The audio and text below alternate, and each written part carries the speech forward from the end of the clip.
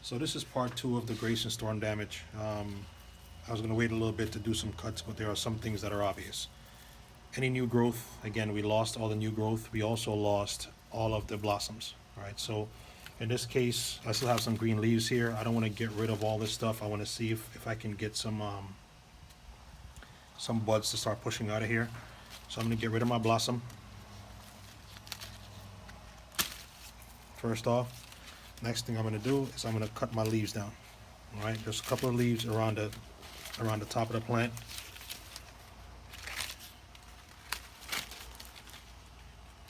Just to see if we can get some buds, like this small one here.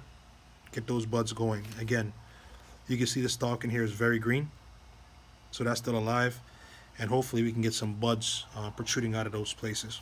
All right, so I'm going to cut a couple more of these down. And then I am going to do everything, anywhere where I had some new growth, I'm pretty much going to get rid of that new growth to give this plant a chance to recover.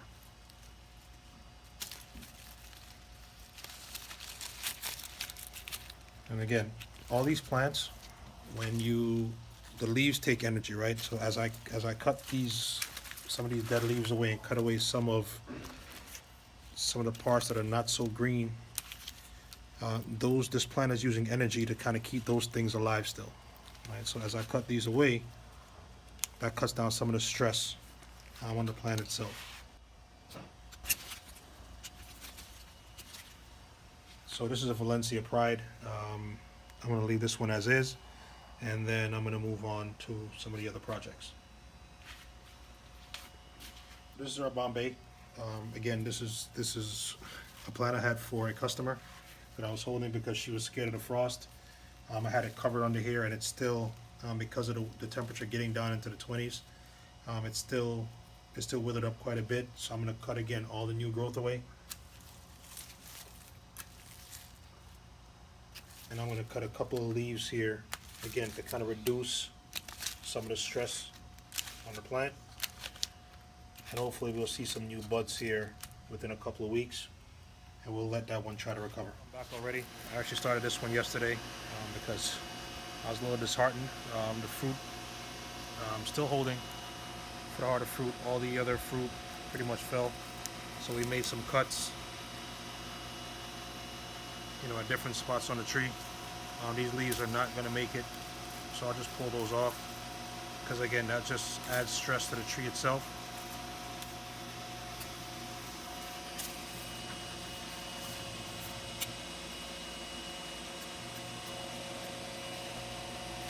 And we'll give it a chance to come back. Now you notice the tree is still very green in here, so these shouldn't have any kind of problem being able to come back. So this is the Bombay. I did the cuts yesterday on these. You can look here, you'll see quite a few buds at the top. I'm not sure if those are still alive or not, so I'll just prep these ones as if I'm prepping a graft like I did with the others.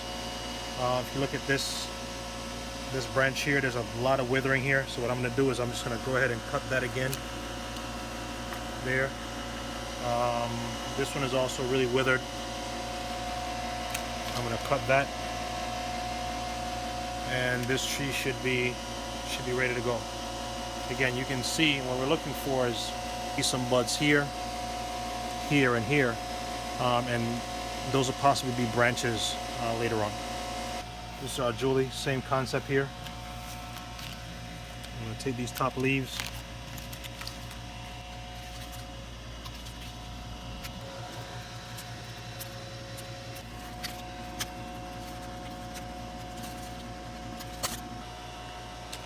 as you can see, some of these branches are brittle, some of these leaves are brittle, and they've already broken here at the top, so you might as well just discard them if they're broken.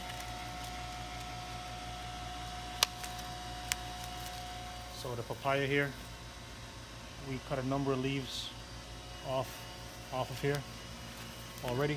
So we want to get rid of these older leaves as they wither. That way they don't bring rot down into the main part of the tree. So trees like papayas have really high water content. What happens in this case is, with the cold that we got, the cold actually freezes that water content within the plant. And so you see the plant kind of putting out all kind of sap here, and then these things end up thawing out. So we'll see what happens with these fruit, if they're actually any good inside. But most of them are full. The trunk of the tree is still pretty green. We have some new growth at the top of the tree, so hopefully we can claim most of the fruit off of this tree. This is a banana. We've already cut the leaves down off of this one. So anything that was burnt, we cut it off. This was a new shoot. This was very green yesterday, and I might have to actually go back and cut this again. But again, taking away the things that would stress the plants and give it a chance where the new green growth is, to push back and try to recover. Same here with this coconut. This is a dwarf coconut. Again, had to cut down all the branches. Cut all the branches here because these are all burnt. So we cut all those down. Here's a brand new green shoot. You can see the color here.